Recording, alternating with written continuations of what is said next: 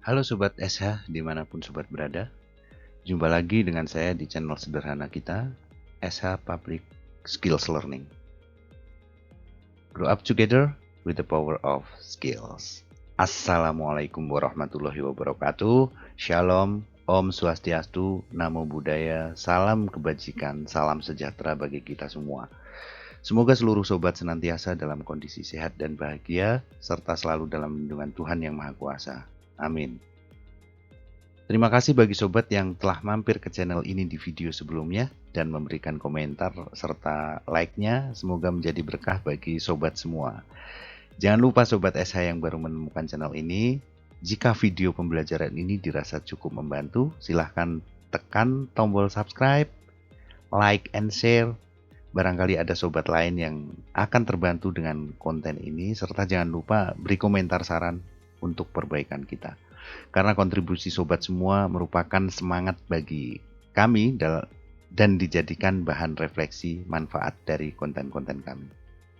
Oh ya, jangan lupa klik aktifkan lonceng notifikasi sehingga sobat semua nanti mengetahui update dari channel kita.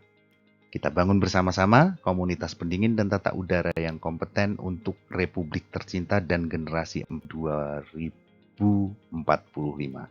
Bersama kita bisa. Melalui SH Public Skills Learning, grow up together with the power of skills. Masih dalam konten pembelajaran bagian pertama tentang teori panas. Unit pertama, panas, suhu, dan tekanan, video pembelajaran part yang kedua. Di sini kita akan membahas tentang perpindahan panas atau heat and transfer. Perpindahan panas ini penting untuk kita pahami karena pada dasarnya prinsip kerja mesin pemanas dan mesin pendingin adalah memindahkan energi panas ke benda lainnya. Seperti yang telah kita bahas sebelumnya, bahwa dingin itu adalah efek dari ketiadaan panas. Artinya, jika kita ingin mendinginkan suatu benda atau objek, kita harus memindahkan muatan panasnya ke objek lain. Oke? Sebaliknya, berlaku juga jika kita ingin memanaskan suatu benda, maka kita harus memindahkan panas dari objek lain ke benda yang akan kita panaskan. Nah, itulah kenapa pemahaman terkait terminologi perpindahan panas itu penting bagi kita orang yang berkecimpung di bidang pendingin dan tata udara. Untuk dapat memahami tentang perpindahan panas ini, kita dapat menggunakan hukum termodinamika. Seperti yang kita pahami waktu kita belajar di SMP, bahwa hukum termodinamika pertama itu menyatakan bahwa energi tidak dapat diciptakan atau dimusnahkan, tetapi hanya dapat diubah dari satu bentuk ke bentuk lainnya. Atau dengan kata lain, hukum ini adalah hukum kekekalan energi. Nah, hukum ini seolah-olah menyatakan bahwa panas dinginnya yang terjadi di bumi, panas atau dingin yang terjadi di bumi, itu terjadi karena dari efek mendapatkan panas atau kehilangan panas. Karena panas itu tidak diciptakan secara terus-menerus. Nah, ini juga bisa kita artikan bahwa berarti sebagian besar panas yang diterima di bumi saat ini bukan diciptakan secara terus-menerus, tetapi didapat dari hasil konversi energi dari bentuk lain energi. Sebagai contoh adalah bahan bakar fosil, penggunaan minyak dan gas sebagai bahan bakar yang terakumulasi dengan cara perpindahan energi panas dari satu benda ke benda lainnya. Manusia itu mendapatkan energi dari mana? Dari makanan. Makanan di dalam tubuh terjadi metabolisme atau pembakaran yang pada akhirnya menimbulkan energi bagi tubuh kita untuk menggerakkan organ-organ kita. Nah, itu dua contoh bahwa energi itu tidak diciptakan tetapi dirubah dari satu bentuk ke bentuk yang lainnya. Dan seperti yang kita pahami sebelumnya, tentang temperatur yang merupakan level intensitas panas dengan referensi dasar nol absolut atau temperatur di mana tidak ada energi panas yang berada di dalam suatu benda, maka untuk menyatakan jumlah panas atau energi panas di dalam suatu benda, ini kita menggunakan satuan British Thermal Unit. Kalau termometer ini untuk mengukur intensitas atau kepadatan panas, kalau British Thermal Unit ini untuk menyatakan jumlah panas yang terkandung di dalam satu benda, atau istilah tekniknya adalah quantity of heat atau heat content atau kandungan panas. Nah, untuk lebih jelasnya, British Thermal Unit adalah jumlah kandungan panas dalam satu benda. Nah, Sobat SH, mari kita membahas lebih jauh tentang British Thermal Unit ini. Jadi nilai dari transfer energi atau perpindahan panas itu bisa dihitung dari berapa waktu yang diperlukan untuk memindahkan jumlah tertentu dari panas atau energi dari benda satu ke benda lainnya. Oleh karena itu, rating kapasitas mesin pendingin atau mesin pemanas biasanya dinyatakan dalam British Thermal Unit per hours.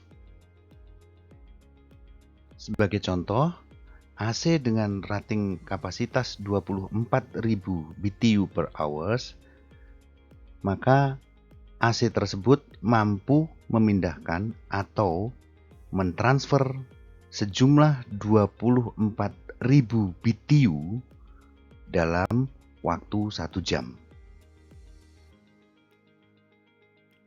Sobat SH, ini masih tentang British Thermal Unit. Jika Sobat SH nanti ditanya lebih detail lagi tentang definisi dari satu British Thermal Unit, maka satu British Thermal Unit adalah nilai atau jumlah panas yang dibutuhkan untuk meningkatkan temperatur 1 pound air atau 0,4536 kg atau biasa dibulatkan setengah kilogram sebesar kenaikan 1 derajat Fahrenheit atau meningkat sebesar 0,556 derajat Celcius. Ini sudah kita bahas di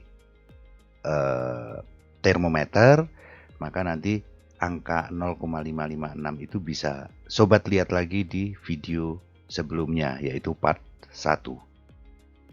Sampai di sini cukup mudah dipahami ya Sobat? Ya, pasti mudah. Nah, ini saya akan memberikan contoh.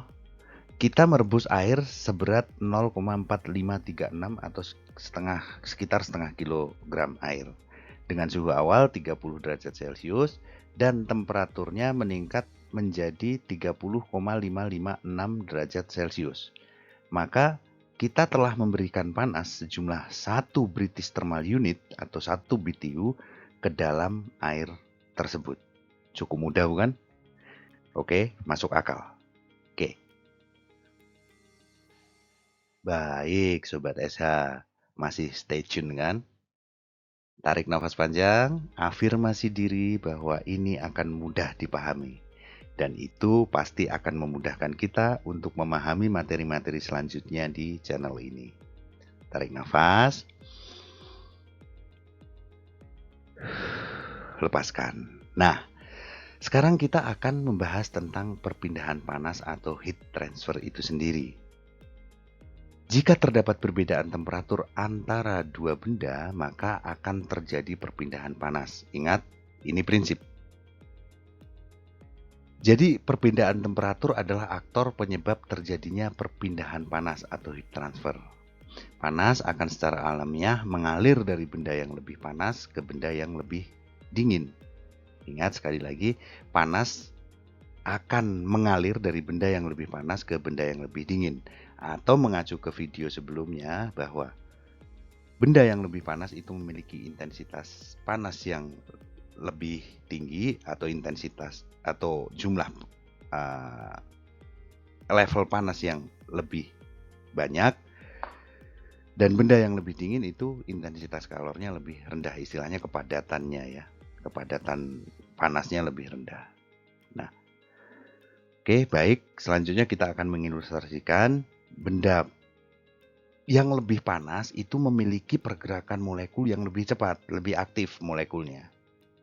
Apabila kita dekatkan atau berinteraksi dengan benda yang memiliki temperatur lebih dingin atau pergerakan molekulnya lebih rendah, maka benda yang molekulnya lebih cepat ini akan memberikan sebagian energinya ke benda yang lebih dingin. Sehingga lama-kelamaan pergerakan molekul dari benda yang lebih dingin tadi semakin lama semakin cepat, sehingga pada akhirnya akan tercapai titik equilibrium atau temperaturnya sama. Sehingga akan menjadi sama-sama hangat atau level intensitasnya sama. Jadi mereka akan berbagi. Yang lebih tinggi intensitasnya membagi ke yang lebih rendah intensitasnya. Oke, nah sekarang kita akan mengilustrasikan pada saat kita menuangkan es ke dalam teh hangat, sebetulnya yang terjadi adalah teh hangatlah yang memanaskan es, bukan teh yang didinginkan oleh es. Dan itu terjadi karena perbedaan suhu antara es dan air teh. Nah, sekarang Sobat SH semua, mari kita ulangi lagi pemahaman tentang transfer panas atau perpindahan panas ini, bahwa panas itu berpindah dari intensitas panas yang lebih tinggi ke benda yang memiliki intensitas panas yang lebih rendah. Contoh sederhananya adalah es teh. Yang memiliki intensitas kalori yang lebih rendah adalah es. Teh hangat memiliki intensitas kalori yang lebih tinggi. Sehingga apabila kita memasukkan teh es ke dalam teh hangat, maka sebetulnya yang terjadi adalah panas yang berada di dalam teh itu akan berpindah ke es, sehingga es mencair. Jadi yang dipanaskan adalah esnya. Baik, paham ya? Mudah ya? Baik. Oke, kita ke slide selanjutnya. Oke, baik Sobat SH. Pada slide ini kita akan mencoba membahas tentang perbedaan antara istilah jumlah panas dan istilah level panas. Walaupun kita sama-sama tahu bahwa untuk menyatakan jumlah panas atau kandungan panas, kita menggunakan istilah British Thermal Unit, dan untuk menyatakan level panas, kita menggunakan istilah temperatur. Jadi lebih jauh lagi, kita akan coba mengilustrasikan jumlah panas dan level panas tersebut dengan ilustrasi dua wadah air yang memiliki kapasitas berbeda. Yang pertama memiliki kapasitas penuh sebanyak 10 liter, kemudian wadah kedua memiliki kapasitas penuh sebanyak 1000 liter. Kemudian kedua wadah ini masing-masing diisi dengan kapasitas penuhnya masing-masing, yang satu 10 liter, kemudian yang satu 1000 liter. Setelah itu, kedua wadah air ini atau kedua air yang berada di wadah masing-masing dipanaskan hingga mencapai temperatur 100 derajat Celcius. Setelah temperatur tercapai, pemanasan dihentikan dan kedua wadah air ini diletakkan di area dengan temperatur suhu kamar atau suhu ambien kira-kira 30 derajat. Pertanyaannya, lebih cepat manakah proses pendinginan antara wadah air yang berisi 10 liter dengan wadah air yang berisi 1000 liter? Sebelum kita menjawab, saya akan coba memberikan ilustrasi yang lain. Ketika kita bicara intensitas, berarti kita bicara tentang kepekatan. Kita bicara tentang kepadatan. Ya. Saya akan memberikan ilustrasi dengan botol air mineral yang terisi air mineral penuh dengan ukuran yang berbeda. Yang pertama kita menggunakan ukuran setengah liter, botol air mineral kedua kita menggunakan ukuran 1 liter. Kemudian kita siapkan pewarna. Karena kita bisa bicara intensitas, maka warna bisa dijadikan analogi. Pewarna makanan sasetan yang berbentuk saset itu kita siapkan 2 saset, masing-masing berisi 10 gram. Katakan 10 gram masing-masing saset. Kemudian kita menuangkan, taruhlah warnanya warna merah. Ya. Kemudian kita menuangkan satu saset penuh 10 gram tadi ke dalam botol yang berisi 1 liter air. Maka air akan berubah warna merah dengan intensitas tertentu. Kemudian yang botol setengah liter kita juga isikan pelan-pelan hingga warnanya menyamai intensitas warna yang terdapat di botol referensi sebelumnya, yaitu yang berisi 1 liter diisi dengan 1 saset pewarna. Kita isikan pelan-pelan, kita perhatikan warnanya hingga warnanya memiliki intensitas yang sama dengan air yang berada di botol air mineral 1 liter.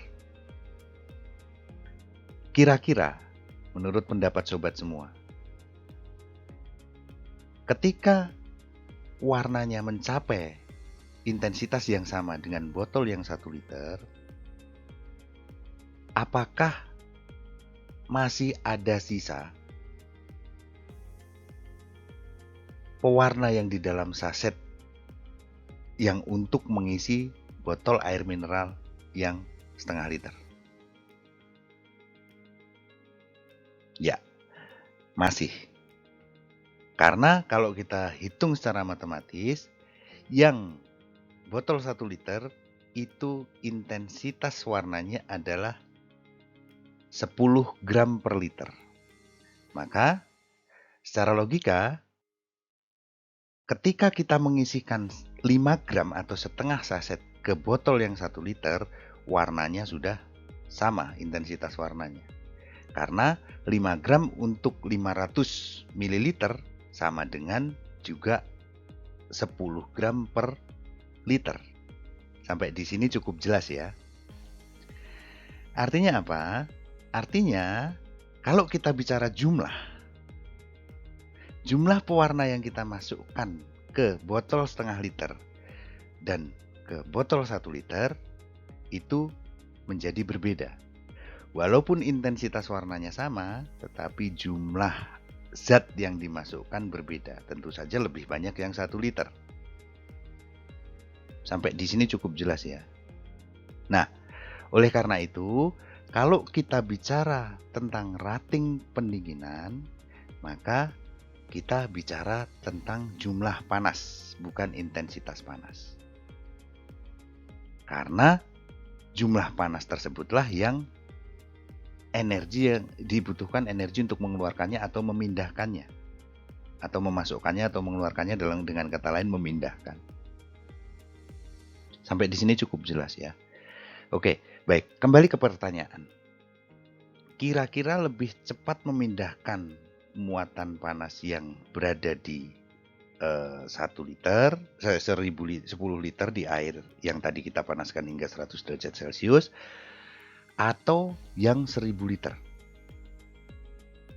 Dengan ilustrasi yang kita sampaikan tadi, pasti lebih cepat yang 10 liter. Karena secara jumlah panas pasti jauh lebih kecil, sehingga hanya dibutuhkan energi lebih sedikit untuk memindahkan yang panas yang berada di air di dalam wadah 10 liter tadi. Oke, sampai di sini cukup jelas ya, teman-teman. Oke, baik. Nah, Sobat SH, kita cukupkan dulu sampai di sini materi tentang transfer panas. Karena waktu juga kita harus membatasi durasi agar sobat semua tidak merasa bosan. Kita masih punya materi tentang transfer panas sedikit lagi. Doakan tim SH Public Skill Learning senantiasa sehat agar bisa lebih produktif lagi dalam membuat konten-konten tentang pendingin dan tata udara yang lebih komprehensif karena masih ada puluhan atau bahkan ratusan konten untuk melengkapi secara komprehensif. Ini baru permulaan. Terima kasih sudah stay tune. Tunggu konten lanjutannya, akan kita upayakan as soon as possible. SH Public Skills Learning. Grow up together with the power of skills. Terima kasih. Wassalamualaikum warahmatullahi wabarakatuh. Shalom. Om Swastiastu. Namo Buddhaya. Salam kebajikan. Salam kompeten. Terima kasih.